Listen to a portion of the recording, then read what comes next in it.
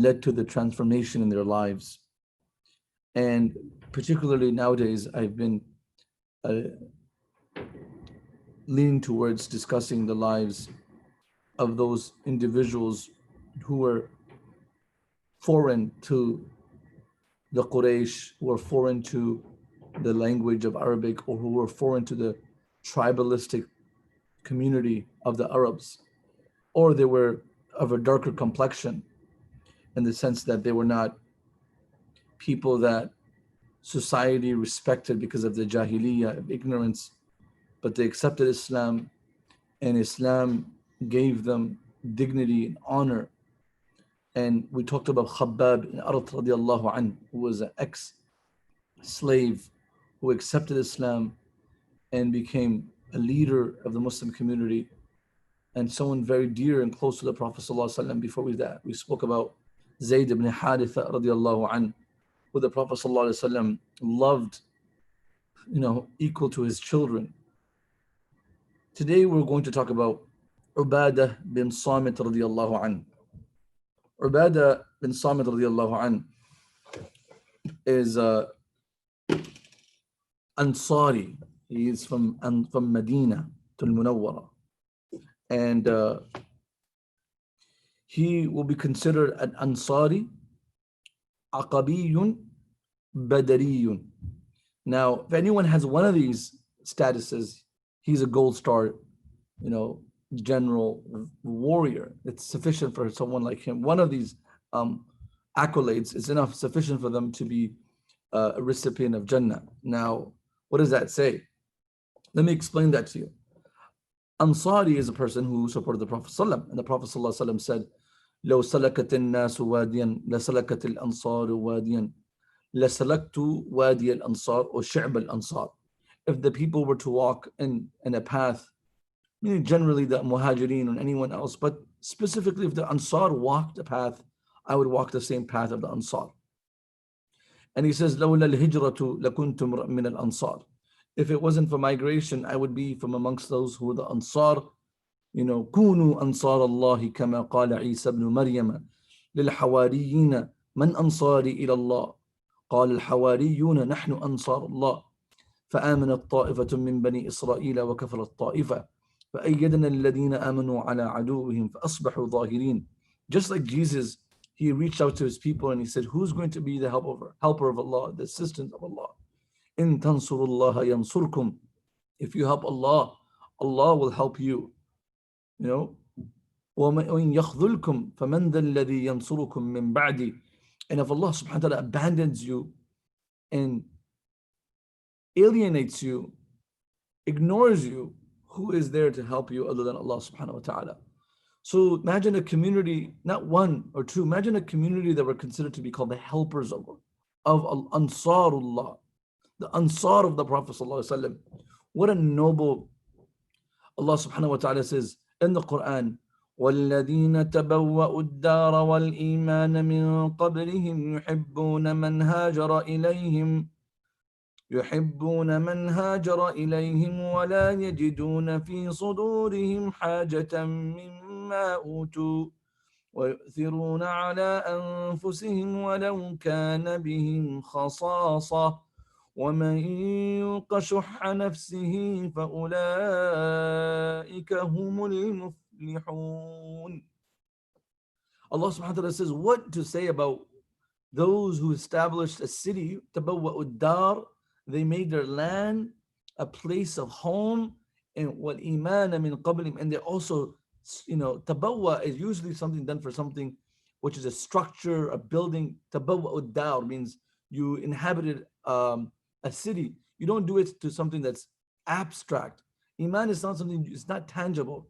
تبوأوا الدار وَالْإِيمَانَ, and they made, just like someone establishes a city, they established their iman, their faith. So they constructed it, they developed it, they designed it, they protected it. That's what had the word tabawwa is usually used for something very solid, and it's something that you can build around.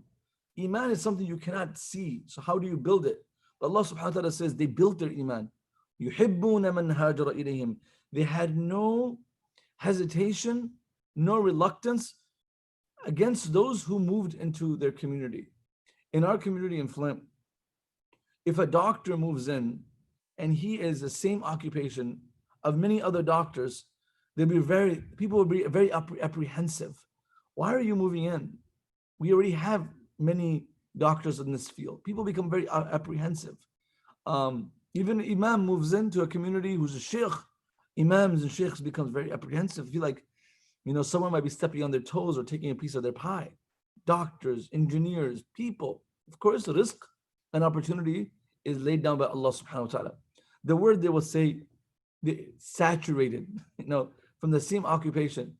Can you, allow someone to come into your community who are poor and they take over many jobs, maybe?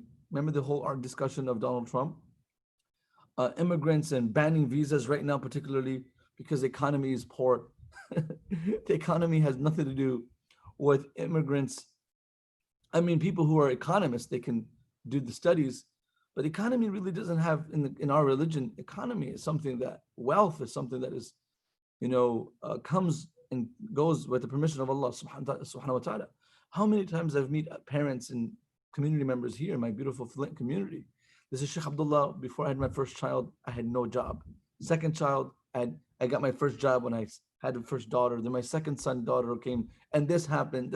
Like, every child comes with their own rizq. Every refugee comes with their own rizq. It's just that the community needs to be fair and welcoming. So the Ansar were coming to Medina. People in Medina who accepted Islam were so excited.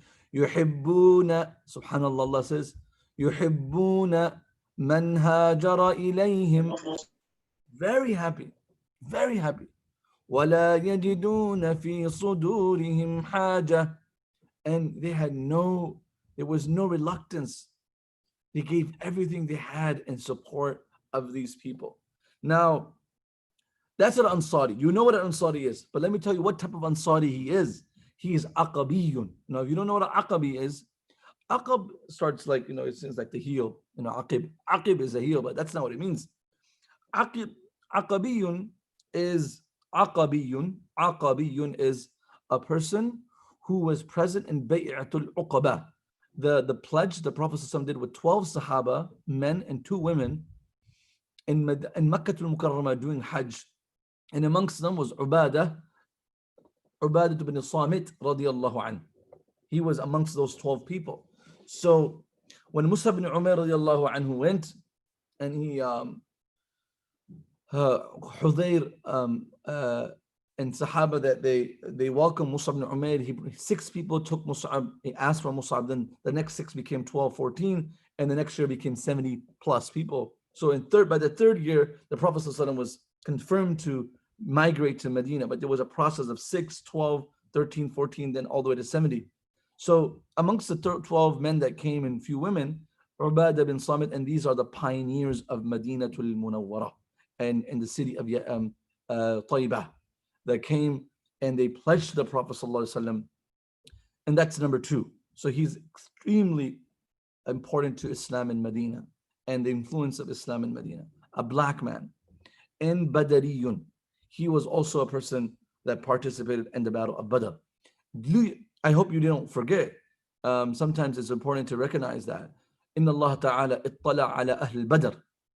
Ittala ala ahl al-Badr.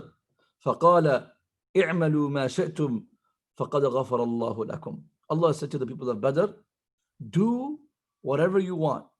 You are completely forgiven for all your future faults. Now we have 313 people that participated in Badr. All of them are promised forgiveness and emancipation from hell, irrespective of what they do. This forces us, all of us, to think, what if they did something wrong, like drank alcohol or did this or did that? Would they be forgiven? The answer to that would be that if Allah subhanahu wa ta'ala chose these 313 specifically for a reason that these men or these individuals will never commit a major sin. The biggest mistake someone from the Badr community did, one of the biggest mistakes, was treason, which was done by one companion, um, by the name of Hatim bin Abi Balta'a radiallahu anh. And the Prophet ﷺ, when he was forgiving him, he said to Umar bin Khattab, don't you know, Allah subhanahu wa ta'ala said to these people, they can do whatever they want and they're completely forgiven. So amongst them is Ubadah bin Samit radiallahu anh. Ubadah, he was a very interesting person. His mom would call him Qurrata Ain. He was so loved by his parents. And and uh, and his father would call him Ubadah. And he was very, very dear to his parents. Ubadah bin Samit radiallahu anh, in the time of Jahiliyyah, he was very close to the Jews of Medina. When the Prophet ﷺ came to Medina, he was so connected to them. And the Jews of Medina had signed a treaty with the Prophet ﷺ. They would never, backstab the Prophet ﷺ. They would support the Muslims. They were a community. It wasn't like we're Muslims and you're Jews, and then the rest are non-Muslims. It was like a treaty with all the people of Medina. We're all one community. Of course, we have the ability to freedom to follow our faith. So Muslims didn't look at the opposition or people of other faith as opposition. They were our brothers. We shared the same economy. They did business together. Matter of fact, some of them married within their communities also. The Jews and Al-Kitab were able to marry the Muslims. So there was no rift, but there was, of course, a form of animosity from the people of Banu Qaynuqa', Banu Nadir, the Jewish communities of Medina and Banu Qurayza. And Ubadah was a very close ally with the people of Banu Qaynuqa'. And Banu Qaynuqa' had done treacherous behavior multiple times. And Ubadah bin Samit, gave the cold shoulders, like, okay, maybe it was an accident. They didn't mean it. Finally, when in Uhud, when the people of course, we saw what happened when Muslims were victorious in Badr, the Jews went to Mecca and they gave condolence to the people of Mecca. Oh, you know what? You guys come back next year, bigger army, and kill the Muslims. We're going to be your full support. They went, the Jews of Medina, where they're supposed to be allies, went behind Prophet Muhammad and the Muslims back to give condolence to the people of Mecca for their losses. That is also not acceptable. They're one team, they're one family, one community. Anyways, they saw this in Uhud, and the rejoice, the joy, the happiness that was in the hearts and the voices and the language, body language of the Jews after the Muslims were defeated in Uhud was very evident. And we saw this happen in Khandaq when Banu Qurayza backstab. They were going to literally ambush the Muslims and Khandaq. So all this was happening. Finally, Ubadah bin Samit radiallahu anh denounces any form of relationship with the Jews of Medina. That word, لا تتخذ اليهود والنصارى أولياء بعضهم أولياء بعض. Allah subhanahu wa ta'ala says in the 6 Jews, don't make these people your friends, your allies. Doesn't mean friends. Friends which will harm your religion, and they plot against you. We can be friends with Jews, we can be friends with Christians, we can be friends with non-Muslims. Completely acceptable. But even a Muslim that is harming our religion, harming our community, harming our principles, we should not be friends with. And of course, if someone is from a very political aspect, you cannot trust someone that is plotting against you. إنهم يكيدون كيدا وأكيد كيدا فمهل الكافرين منهم رويدا. That doesn't mean you are forced to be hostile with such people. The Prophet ﷺ knew that Abdullah bin Ubay was a munafiq, who was a hypocrite, who was a leader of the hypocrites, but the Prophet was never harsh with him. He was very calm, he was very political, he was very wise and accommodating him. So when we talk about when not befriending certain types of people in the Quran, some of the Islamophobes will use these verses that we hear that Islam says that you're not allowed to befriend non-Muslims, the infidels, or the Jews, or the people, Ahl Kitab, which is not true. The word yatawalla means close, confidence, where you tell secrets to people that are going to harm you. Otherwise, the Prophet ﷺ did business with Jews, with Christians, and he was completely open about that. As long as he had servants who were non-Muslims in his surrounding. Doesn't mean that. It actually means those who become friends with the enemies of the Prophet ﷺ and his Rasul and Allah, and now they will take their position. Allah says, وَمَنْ يَتَوَلَّ اللَّهَ وَرَسُولُهُ وَالَّذِينَ آمَنُوا فَإِنَّ حِزْبَ اللَّهِ هُمُ الْغَالِبُونَ. Abu Ubadah bin Samit radiallahu anh says, I am not going to befriend these people, Banu Qurayza, Banu Qaynuqa'. I'm going to be the friend of Allah subhanahu wa ta'ala. Interesting things happen. Ubadah bin Samit radiallahu anh is also a man amongst those 5 Ansar who was a scribe of the Prophet. So a black man was a scribe of the Prophet. That's also very interesting. He used to write the Quran down, and he used to be part of the Shura of Ahl Quran of the Prophet. And that is very interesting, because you would think that racism would be very prevalent in that society, but the Prophet had given this trust and honor to Ubadah and gave him this responsibility. There are, أربعة من جمعوا القرآن في عهد رسول الله صلى الله عليه وسلم لم يجمع غيرهم. There are 4 people who gathered the Quran, who collected the Quran at the time of the Prophet sallallahu alaihi wasallam. No one other than them did this. Zayd ibn Thabit, Zayd ibn Arqam, Abu Zayd. These are the people who they collected the Quran in the time of the Prophet sallallahu alaihi wasallam, and they did work for the Quran. So Ubadah bin Samit has that also that privilege and honor. I am going to share with you two interesting incidents of Ubadah bin Samit post the Prophet ﷺ's life. People start to recognize him later on as his virtue. The people, when they had gone to Sham, Syria, and we're talking about classic Sham, Syria, but again, the at that time, the leader of the area was Muawiyah radiallahu anh. So the Muawiyah radiallahu anh wrote to Umar ibn Khattab radiallahu anh that so many people have accepted Islam in Syria, in Palestine, particularly in Syria. Can you please send some people, scholars of Islam from the Sahaba, who can come and teach the Quran to the Muslims who accept Islam? Now, Umar ibn Khattab radiallahu anh wants to choose someone. فَدَعَا عُمَرْ رضي الله عنه النفر الخمسة الذي جمعوا القرآن. So he called 5 people in the time of the Prophet who were part of the Quran discussion. And amongst them was Ubadah bin Samit, Mu'adh ibn Jabal, Ubay ibn Ka'ab, Abu Ayyub al-Ansari, wa Abu Darda. Abu Darda is also included in some of the narrations. 5 of these people were chosen to go to Sham and preserve the deen and teach Islam to the Muslims in Sham. And it's interesting, if you're from Syria, it would be interesting to know who went to certain parts of the land of Syria. Ubadah bin Samit went to Hims. Abu Darda went to Dimashq, Damascus.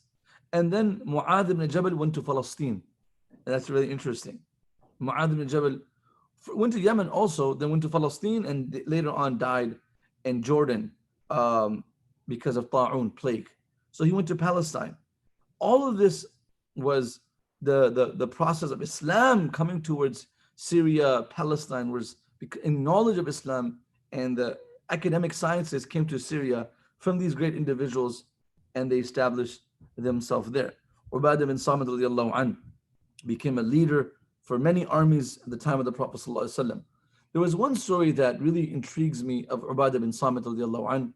I don't know if you've heard this story before. If you haven't, why not tell you guys the story now? I hope you guys can see me. Ubadah bin Samit radiallahu anh was he was one of the first Ansar, of course we know. He was made as a leader for the Muslim army that the Muslims sent to the forces that would lead siege against the Babylon fortress. This was around 641 CE.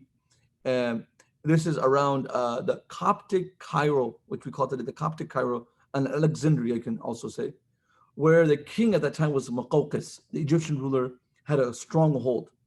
Amr bin As radiallahu anh wanted to send a delegation, and Amr bin As radiallahu anh was a leader of Egypt.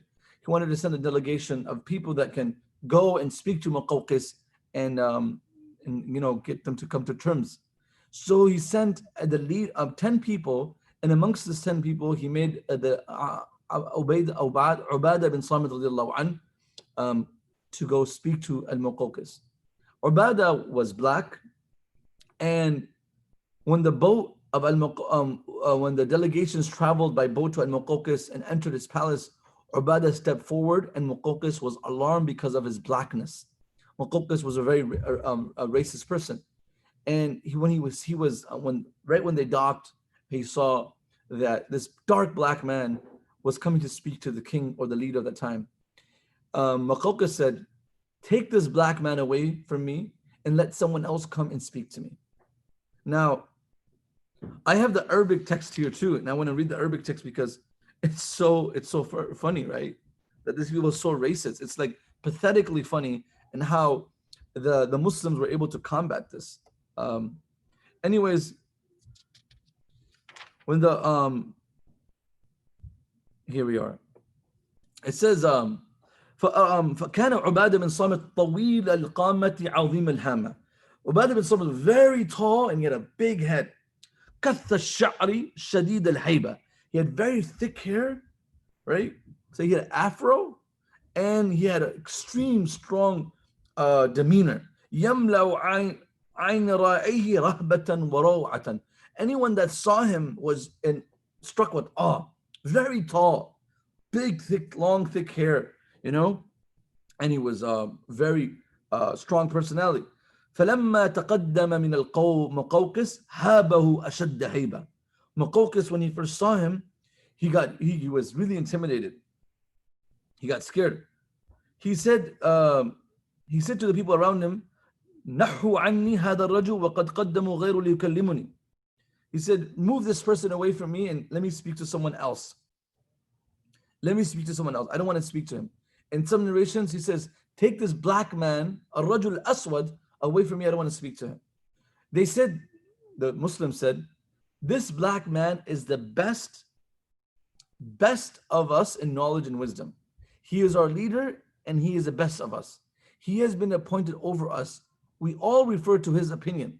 He is our leader, he's been appointed over us, and we're going to do everything he ordered us. And they say a black man and a white man are the same to us. We don't discriminate against, this is what the Muslims who were with him said this. قال مقوقس لعبادة تقدم إلي يا أيها الرجل. He said, come, speak to me and talk to me. وكلمني برفق, and speak to me softly. فإني أهاب منظرك. I'm scared of just your sight. I'm scared of. فقال عبادة said, أراك خفتني. I feel that you're scared of me. كيف لو أريت أصحابي وفيهم ألف رجل كلهم أشد مني قوة وهولة. Right? In this narration, I'm going to go translation again. But I want to give you the explanation to this about Muqawqis. Muqawqis said to the delegation that was there, how could you accept, this is what Muqawqis said, how could you accept a black man as the best amongst you? Rather, you should choose him as least amongst you. Like that's what Muqawqis said about Ubadah bin Samit. Then the people said, no, even though he's black, as you can see, he's the best in status amongst us. One of us are the 4 months, he is the most wise and most knowledgeable person amongst us. Again, a black man and a white man has no difference in our religion, in our deen. So then that's when Muqawqis said to Ubadah, come forward, speak to me gently. And then Ubadah went forward and said, I have heard you said that amongst my companion when I left behind, this is what Ubadah says, behind me I have 1,000 people who are blacker than me and more terrifying than me, right? Like ashaddu sawadan. Like you think I'm black? But let me tell you, my Sahaba, they're blacker than me and more terrifying. If you see them, if you're just got intimidated by me, imagine if you see all of them. And so don't think that this is the end of it. And then Muqawqis says to them, ما الذي أخرجكم من دياركم وما الذي تريدون منا? So he asked Ubadah, why have you left your community and what do you want from us? فقال عبادة بن صامت إنا والله ما خرجنا إلا ابتغاء مرضات الله. We have not come to you except to seek the pleasure of Allah subhanahu wa ta'ala. And then he said, وَلَقَدْ أَعْهِدَ إِلَيْنَا نَبِيُّنَا صلى الله عليه وسلم أَلَّا تَكُونَ بُغْيَةً أَحَدِنَا مِنَ الدُّنْيا إِلَّا مَا يَسُدُّ جَوْعَتَهُ ويستر عورته لأن النعيم الدنيا ليس بنعيم وإن النعيم نعيم الآخرة. People don't usually quote this part. This is a beautiful part. And he says the Prophet ﷺ gave us this advice when we were with him. He says, do not acquire from this dunya do not aspire for this dunya more than you need, and or aspire only equal to an amount that can keep you standing and healthy, and you can have something to keep you walking. Just something sufficient, right? Something talab that you can do to fulfill the needs of the dunya. إِلَّا مَا يَسُدُّ جَوْعًا, something that can take care of your need of your hunger, some money that can cover your aura, your private parts, because the pleasure of this dunya isn't the real pleasure. لأن نعيم الدنيا ليس بنعيم وإن النعيم نعيم الآخرة. The real pleasure, the real delight, the real comfort starts in the next world. فقال له مقوقس عبادة لقد سمعت مقالتك ولعمري ما بلغتم الذي بلغتموه إلا بما ذكرت. Maqawqis says, Wallahi, I swear by my honor, you Sahaba have only been able to reach such status of respect and honor and dignity because of what you believe in. You don't. And they say, وَمَنْ انتصرتم على الذي انتصرتم عليه إلا لحبهم الدنيا وكرهكم لها. Subhanallah. He says, the only reason you've been successful in defeating such people, and Allah has given you help and not your opposition, is because the people that you're fighting against have extreme love for this dunya, and you have absolutely no desire for the dunya. So you have nothing holds you back. So this was when the Romans had sieged them. So this is where the Muslims went, and they conquered the whole Alexandria, and they didn't accept Islam. The Ubadah and Amr bin As radiallahu anhu, they presented Islam to them. Some people accepted Islam, and those who didn't accept Islam, the Coptic Christians, they were made to settle in Alexandria, and they give jizya, the taxation, because they will be protected by the Muslims. So this was the conversation that I found very interesting, where Al-Muqawqis calls Ubadah flat on, you're a black man, I don't want to talk to you. And then the Sahaba say, no, he is the most honorable person amongst us. He is the most dignified person amongst us. He will be the one that will speak on our behalf. And this was the level of respect the Muslims had for Ubadah bin Samit. The Muslims gave Ubadah bin Samit. There was no discrimination. And this is what I'm trying to say. Like, they were the people that did not, look at people because of their colors and because of their race or because of their, their level in the community. One of the last stories I want to share with you is Ubadah bin Samit radiallahu anhu, while he was in Sham, he would watch Muawiyah radiallahu anhu's activities, and he would speak the truth, and he would speak it, and sometimes it would be insulting, or sometimes it would be straightforward, but he never shied away from saying the truth and speaking the religion, especially in front of Muawiyah when he was a governor of Sham. So one day he said to Ubadah bin Samit that he doesn't want him to be a leader, and now he was a leader in Palestine at this moment. He said to me, I don't want you to stay here anymore, I want you to go back. I don't want you to stay here. So he said, Wallahi la askunu ma'aka fi ardin wahida. What happened is, this is exactly what happened. When Ubadah saw some of the activities that Muawiyah was doing that he was not pleased with, he went to Muawiyah and gave him advice. And فَلَمْ يَأْخُذْ مُعَاوِيَةَ بِرَأْيِهِ. Muawiyah never took his advice. وَدَعَى إِلَى طَاعَتِهِ. He said, no, I think you should follow my position, and I shouldn't follow your position. And so Ubadah got angry, and he said, Wallahi la askunu ma'aka fi ardin wahida. I will never live in the same country as you. So he went back to Medina. When he got to Medina, Umar bin Khattab radiallahu anhu saw him. And فَلَمَّا قَدِمَ عَلَى عُمَرْ الْخَطَّابِ قَالَ مَا أَقْدَمَكَ يَا عُبَادَةَ. Why did you come back to Medina? So Ubadah said to Umar bin Khattab that there was a difference of opinion in certain matters and I don't think it was comfortable for me to be in a community where Muawiyah is leading, and I don't think it's right. So Umar bin Khattab radiallahu anhu said to Ubadah, irji' ila makanik. Go back to Palestine at this moment, then go back to Syria then. قَبَّحَ اللَّهُ. This is what he said. قَبَّحَ اللَّهُ أَرْضًا لَيْسَ فِيهَا أَنْتَ وَلَا أَمْثَالُكَ. I want you to go back to a community, go back to the land, and woe to the land that Ubadah is not welcomed and he's not living in. And then Umar bin Khattab radiallahu anhu wrote this letter to Muawiyah, and he said to him, لا إمرة لك على عبادة بن صامت إنما huwa amiru nafsi. You have no rights to rule over Ubadah. Ubadah is a self-leader, meaning you are a governor, but you are not the governor of Ubadah. He can do whatever he wants. He does not have to follow your law. He himself is an individual leader who will lead by his own opinion. So don't even try to convince Ubadah to follow parts of your legislation that he doesn't agree with, because he is better than you in that sense. He's better than you. You can't lead over him. So again, Muawiyah, you have Muawiyah, the son of Abu Sufyan, Quraysh. You may think, they are from a tribal aspect, they have a stronger lineage and stronger status. Nope. Umar bin Khattab stands with people who are truth, no discrimination. Like, no, he doesn't say, hey, he's Banu Umayyah, he's Muawiyah, he's the son of Abu Sufyan, whose father was a leader in Quraysh. Absolutely no form of discrimination in that sense, because that is the approach of Islam. Islam does not discriminate against people of status, people of color. And that's what we learned from Ubadah bin Samit radiallahu anhu. Ubadah bin Samit radiallahu anhu was an absolute leader who participated in Bayt al-Uqba, helped Islam come to Medina, who participated in Badr, who was he was Ansar of Medina, and he did all of this to support Islam. And again, and the conversation that he had with Al-Muqawqis, being a very dark person, Muqawqis criticized it, but Islam did not look at it any different than any other color or any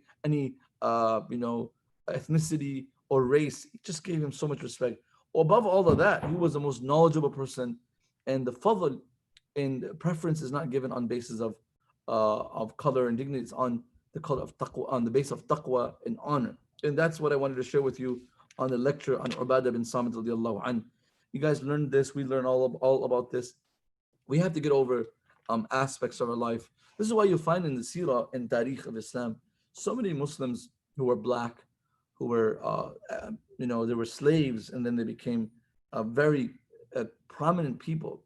And today, 400 years later, it's hard for a black person to even get a job, And the president that was black in America was half white, And that's part of it. Islam right away, they institutionalized education for all people. People can say, oh, the people are uneducated and stuff like that. No, this is systematic. Islam right away brought knowledge. Islam recognized Ubadah's ability and his talent to be a scribe and someone to gather the Quran. So that was what I found very interesting in the inception of Islam. And Islam did that with a lot of people, like I said, Zayd, Khabbab, Ubadah bin Samit, Bilal, Suhaib ibn Sinan al-Rumi. It's top-notch people. Islam gave them the respect right away. There was no discrimination. So I think we also have to look into this discussion that how do we deal with people? Do we treat people different because they're different? I don't think all of us are racist, but we do have a problem treating people different. A lot of times I see people from our community and other communities go to other communities and they look at people different. Yeah, they might not sit like you, they might not dress like you, they might speak in a different accent, but doesn't mean anything. They're Muslims. And how are you better than someone? How am I better than someone?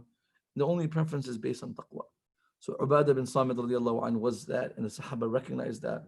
And as long as we have no pride in our heart, and we are pure in our heart, and respect people for their Islam and the taqwa, and not judge them, clean our hearts from such biased sentiments, then we will be able to support and help the deen of Allah subhanahu wa ta'ala. Ubadah bin Samit radiallahu anhu died in Palestine, in Ramla.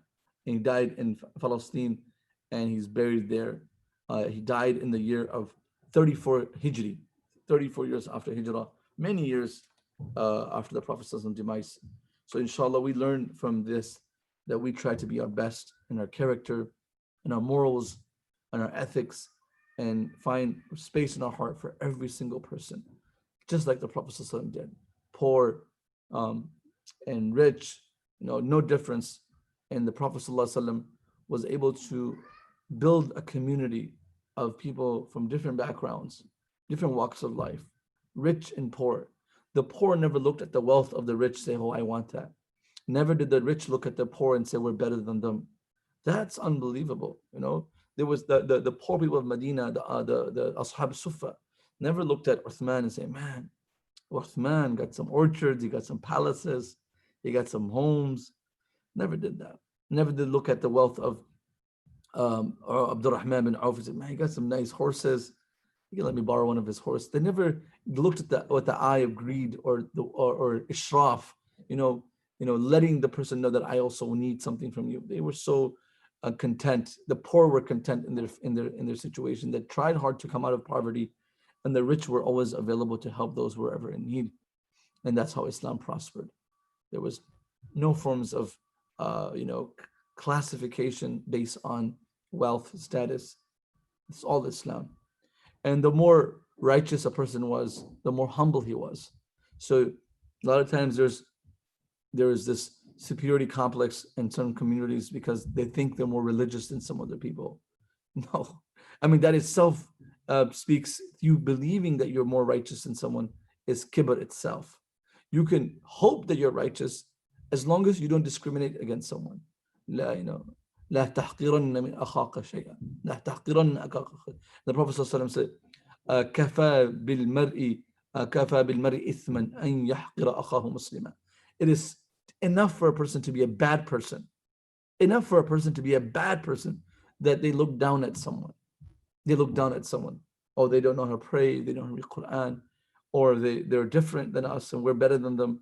That's sufficient for you to be a person that is worthy of Allah's wrath. So we ask Allah to give us that, and we build this tolerance. I mean, the Prophet was able to deal with a person who had absolutely no etiquettes, came into the masjid, urinated in the masjid, and the Prophet da'ahu wa subba alayhi dalwan min ma. Excuse him and drop some water from a bucket. And then he called him. He said, "Inna hadil masajid la yuslahu min hadil qadr." This is the masjid. It's not appropriate for you to do such a thing. And he still included him in the community. Didn't make him feel bad. And he worked around him. These were adults. It's not easy to change adults. They're not like kids. Adults are sometimes they're kind of embedded in their, what's the right word without insulting them? Like this tribal or this, farmer type of mentality, stubborn mentality that these farmers have, Baddu, these Bedouins. It's hard to convince these people. They are so hard-headed. But the Prophet ﷺ was able to deal with these people and make them radiyallahu anhum wa radu an. We can do it, knowing that we have people can tell when we look down at someone. People can sense it. Just like people can sense love, people can also sense hate. People can sense that you're belittling them. People can sense it. You don't have to say anything. And so we ask Allah subhanahu wa ta'ala to make us like that, that we always give love and muhabbat to everyone. Bil'aks, we should love the poor more. The Prophet made dua for this. Allahumma inni as'aluka al khairat wa tark al-munkarat wa hubb al-masakin. Oh Allah, I ask you the ability to do good deeds and leave bad deeds and to love the poor. Love the poor. Who asks for dua like that? Nobody wants to be in a place where people take their money, right? Because we love our money and then we have to sit with someone that's poor, then we got to spend on them. We got to buy chips for them. We got to go everywhere we go. We got to spend on them. Okay, it's okay. It's okay. So when, we spend on their lunch, we spend on their snacks, it's okay. Not a big deal. I mean, when God's giving us so much, this is good. Uthman radiallahu anhu says that you can never be true in your generosity until you believe that you're giving, you are more dependent on giving than the person who's receiving. You're more dependent on giving than the person who's receiving. You're always on the upper hand, like, let me help someone out. I don't care. That's what Uthman meant. Don't think like someone's coming to me. So a needy person is dependent on your generosity. Uthman bin Affan says you can't be accepted until you believe that you're more dependent on giving than he is in receiving. That is amazing. So I hope we can apply that in our life and look at everyone equally with justice, with love and muhabba. And there's so much talent that lies in a community of people that have been discriminated. And that's why we cannot be able to, recognize the ability of Islam. We're tapping into the same pool, but there's so much talent in people that have not been discovered.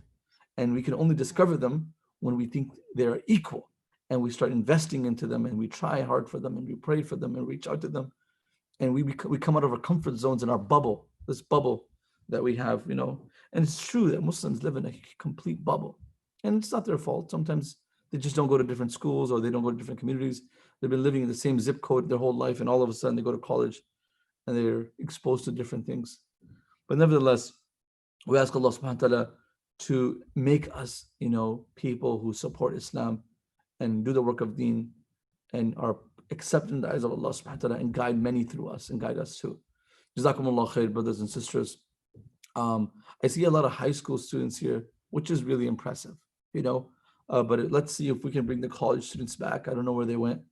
It's more to become like a college. But even then, if you are here from high school, please share the message of the halaqa with all your friends and family. Have them join every Thursday, 7:30, inshallah. Jazakumullahu khaira. Assalamu alaikum wa rahmatullahi wa barakatuh. You guys have any questions before we depart? Anybody have anything to say? We're all good? I don't know if you guys know that our Ramadan summer program has started. The information is on the website. You can join that also, and you can be part of the Quran program, the Ilm program. There's 2 levels of Quran. There's general, where it's 2 days a week, 1 hour each day. And then there's the intensive, 3 days a week, 1.5 hour Quran, and then half an hour reminder in a khatara session. So that intensive was created so people can, who are intending to memorize the Quran and have a long-term commitment to memorizing it, they can join this. So in doing the summer, they can optimize the opportunity that's there. And those who want to do general, just keep up with them and maintain a steady pace of memorizing the Quran 2 days a week, 2-3 hours a week. Not much, but also have someone to listen to you and help you. That is also set up online at FlintIslamicCenter.com. FlintIslamicCenter.com. So please sign up to that, and you're more than welcome to join our Ilm program that happens on Sunday too. Jazakumullah khair, everyone. Assalamu alaikum wa rahmatullahi wa barakatuh.